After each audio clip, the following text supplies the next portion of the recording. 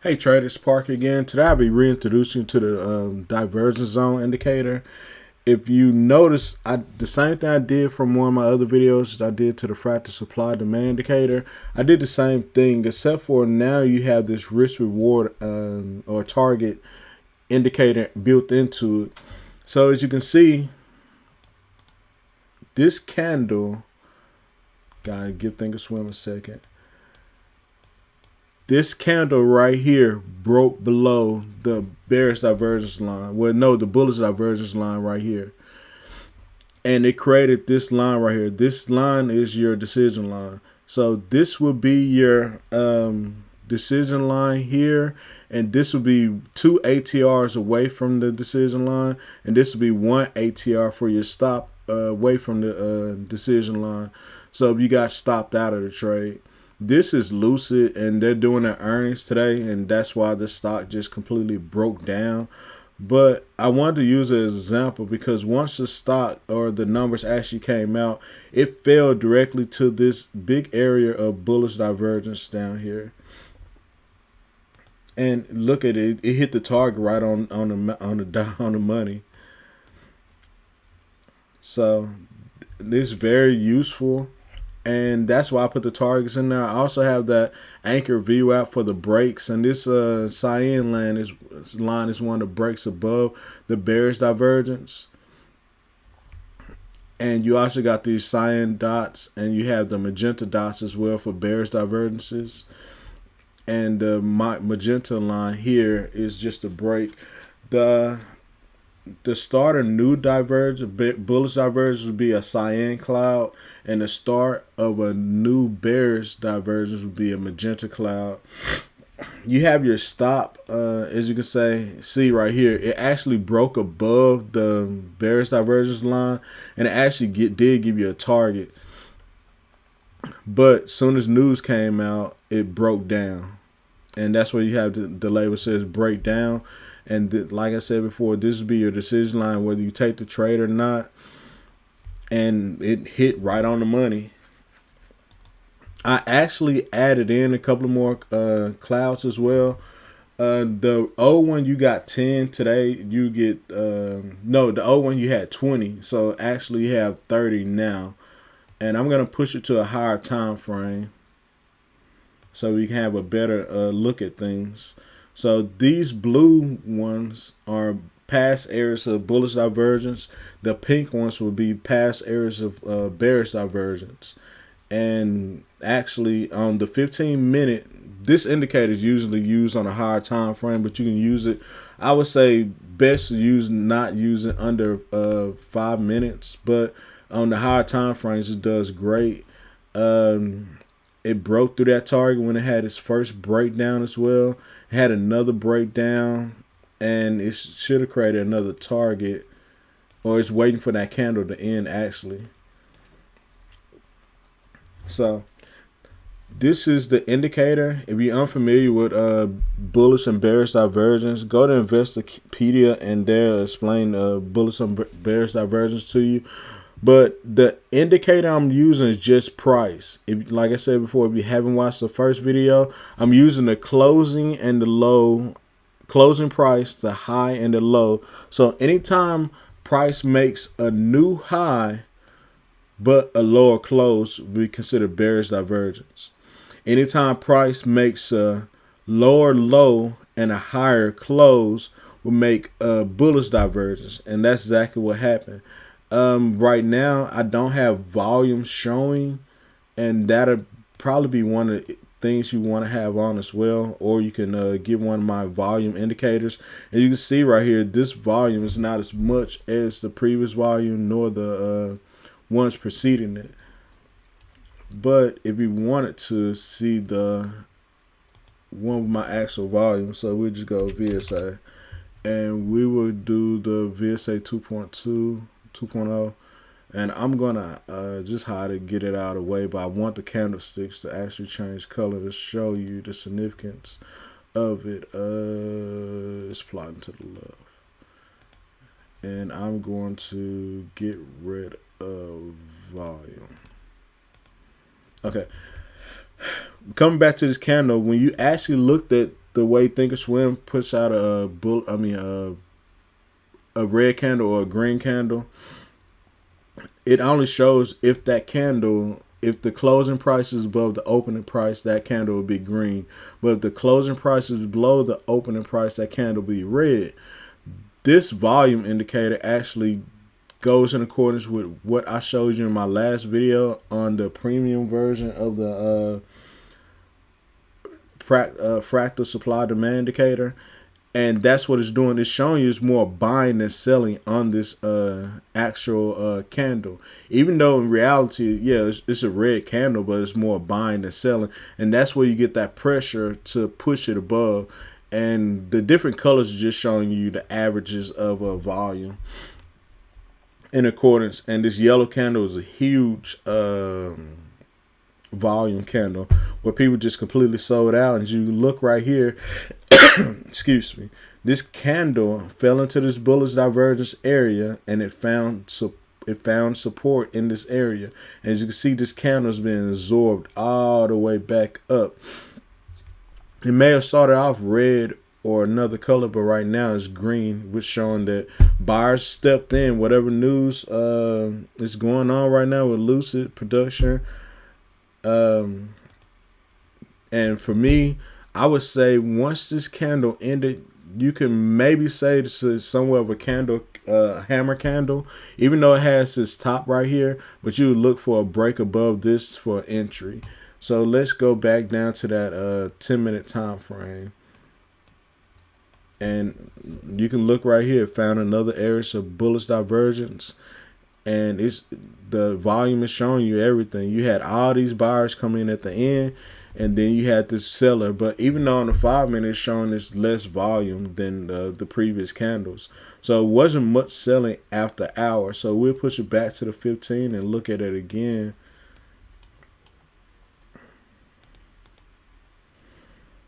And I guess overall with the 15 minutes, it was a lot of volume just on that. But I didn't come to show you the volume. I came to show you the indicator. And it works pretty much the same way as the fractal supply demand indicator. But it's showing you different information. It's showing you divergences within price and not the fractal pattern that the fractal supply indicator shows you. So we're just looking at it playing out. It hit this area of bullish divergence here, and you have some other areas back here as well. And you had some throughout the day as well. And after Lucid overcame it, it shot up. And right now it's just dealing with this right now. So we can push it back down to that 5-minute. And like I said before, you have your risk reward indicator built into that. I mean, your target indicator built into that with your stop loss and your target area. This indicator is fully customizable. You can go into it. You can shut all the target bubbles off. You can hide the cloud for the target system. You can get rid of the breakdown arrows like this red arrow or the white arrow. The VWAP hide. You can hide that cloud. It's hidden right now, but you can cut it on. But you can hide the chart bubbles, and you can change the average that's on the that's using to create those targets with the ATR. And right now, all I did was just cut the anchored VWAP cloud back on, as you can see right there. And that's basically what it's showing you. It's showing you all this red right here. And this is the previous VWAP continuation. This is the new VWAP for the anchor. And right now, it created another area of bearish divergence and another area of bullish divergence. So I would say it's trapped in between here and there. Don't mind these lines. They're just some Fibonacci lines, Fibonacci retracements that I was working with. And I'm just going to get them out of the way so it's not in the way of the indicator. But you can find both these indicators, the volume indicator and this divergence zone indicator premium version on the shop. Just look in the description. If you have any other questions, please leave me a like or a comment in the comment section, or you can send me an email, cwparker23@indicators.com. And let's take a look. I did want to put it on demand to show you the indicator actually working, but right now I think this is pretty good how Lucid is showing you. This is real time, February 28, 15:30, 3 o'clock, 3:30. And you can actually see how the indicator works. So I'm going to cut the VWAP back off, the VWAP cloud anyway, back off. And we're just going to look at the indicator itself with the VWAP line. And right now, this is actually holding up pretty good. It re-entered this area of bullish divergence. Even though it created this area of bearish divergence, still has a chance to break above, especially if Lucy gets some news. So I had it on AMD, and this is AMD today, and you had, this would be a breakdown. So it actually broke down here, and it has those target areas down there, but price came back up, and right now AMD is still rising for today, and did have a breakup as well.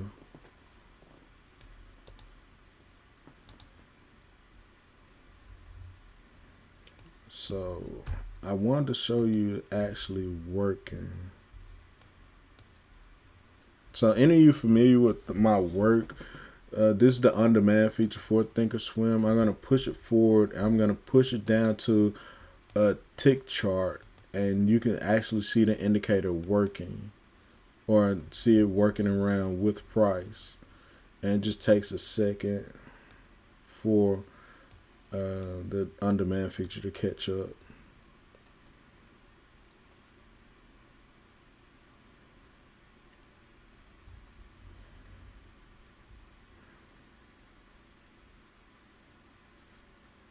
And we're just waiting for the on-demand feature to push it forward. There it go. It's kicked in. And I actually need to get rid of the volume indicator because it's going to slow it down, because it's going to be calculating the volume in those labels throughout that period, and that slows the on-demand feature down.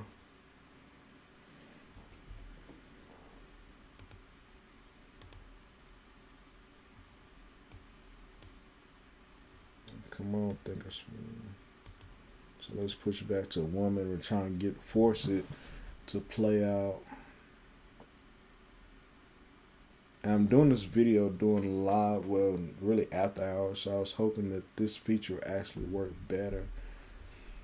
But it looks like it's giving me a little more trouble.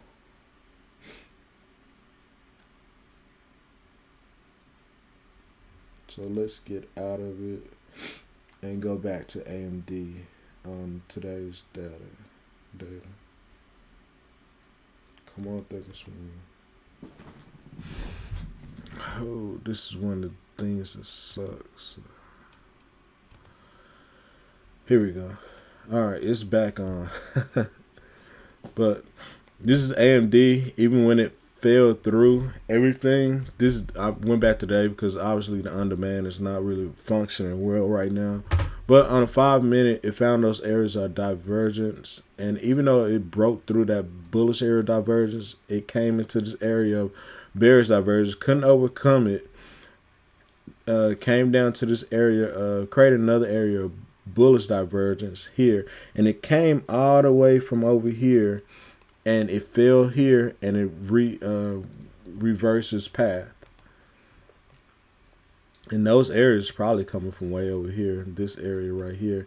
Like I said, I added about 30 zones for you. So AMD is looking really good, especially now. I'm actually in this trade at I guess full disclosure, 111. So I'm really hoping it keeps on going. So let me try the on-demand feature one more time, and let me go ahead and just go into a tick chart, because I really want to show you the indicator functioning and working like it should. So I want to do another one of those long videos with no sound. So let's push it to the on-demand feature and let's see what happens. And let's see if we can push it forward. And this is actually, is it Friday or Thursday when everything rallied? I want to say this is Thursday, and everything just rallied Thursday.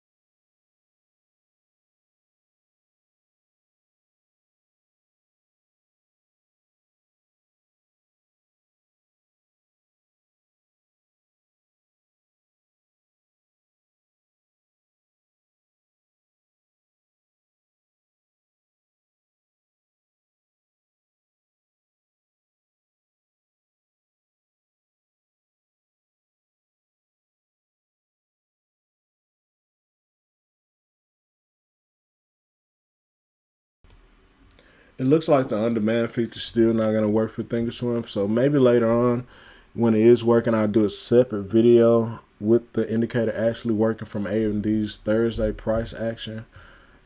And this will conclude this video. I apologize about the on-demand feature not working, but I wanted to show you another stock as well. MULN. This was on a lot of people's radar today as well. This is a short squeeze play. It had a lot of volatility, always at the start of every day. So so I can put the volume back on here. So this was today's volume: 615,570,930. Just changed. It gives you the day's volume, each bar volume, and it gives you an average of buy sell volume. And like I said, this is MULN. It had a great day today, and like I said before, it had a lot of trouble here, but it came back into that area of bullish divergence and shot back up into this area of bearish divergence. Had a little trouble, but finally broke above and just continued on up, creating new areas of bullish divergence along the way and bearish as well. But as you can see with the outline here, it just caught that area and kept on going. So we can push it to, I always like trading on the 15 minutes or having more than one time frame, and this serves a great deal on the greater time frames. And you have this area of bullish divergence here on this 15 minutes, which held and then it shot up. So we can push it up to the yearly and daily. Still got those targets as well. We can cut those off because right now they're in the way. We'll hide that, and that should get rid of those. You still have the breakdown and the bearish divergence lines there. So, but it created an area of bearish divergence. This showing a significant amount of volume came in. This is just a complete sell-off. So the prediction for this one, I believe, is going up to 2 or higher. I really thought it was going to hit 2 today. It only went up to, 195. But yeah, MULN was a great stock today. And let's go to the SPY. And I always get questions about the indicators working on the SPY. I mean, it works just the same on everything. The only thing this indicator is not going to work on, just because the anchor VWAP is in there, is the VIX. That's it. That because the VIX has no volume. And any indicator that does not use volume, it won't work on that. But that's on because the anchor VWAP is built into it. And this is the SPY on a daily. He had this huge area of bullish divergence that the SPY fell into. You know, that day, what was it, Thursday? Even though it opened way down here, it shot back up in this area. And it's holding this area pretty nicely. And we can go to the 3-year weekly. The volume is not going to work because you had the day in there. Well, I had the day in there.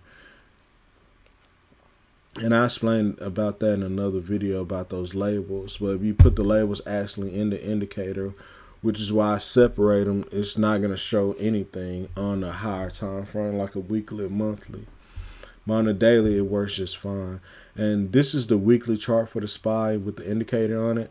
And it's showing you that it fell into this huge area of bullish divergence. And this, you see this long wick where buyers just came into that. And this is all last week. And this is, it's showing pretty good. So hopefully this 410 holds and it breaks above this 438. Where we currently are for this week, 438.20. So we'll go back. And like I said, it works on pretty much all the stocks. So we can look at Bitcoin. This is not actually Bitcoin, but the Bitcoin's futures ETF. And it works just the same. What day is this? So 124 created this area of bullish divergence, which the stock fell into and then shot back up. This is the current area of bearish divergence. And right now it's fighting with this past area of bearish divergence here to get above. So, and we can push it down. Let's push it down to the 10-day 15.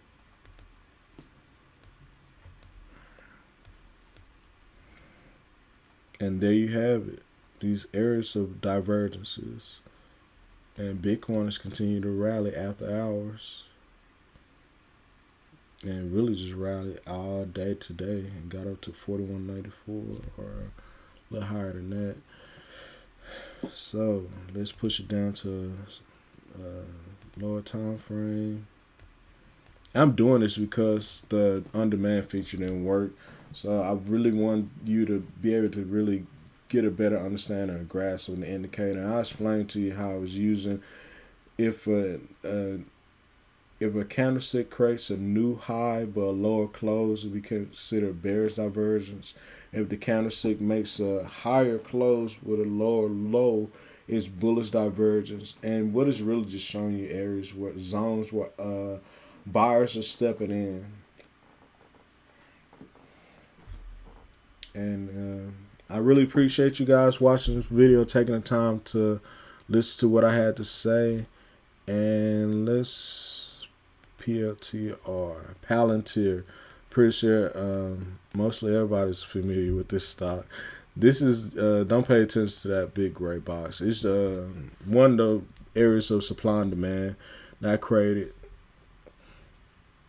Well, this is Palantir, and this is what it did this morning. Created this these areas of bullish divergence. And it overcame and shot up, broke through this area of bearish divergence on good volume, continued up, had this huge amount of volume here, and this huge amount of volume here, which would create another area of bearish divergence. We can push it to the higher time frame of 15 minutes and see what it was dealing with. And same thing, it created these areas of bullish divergences, and we can actually go to the 90-day 4-hour, see what it's dealing with. And it's not giving you the best information, so we'll go to the actual hourly. Let's do 30-day hour. Pretty good information. If you're looking to trade Palantir.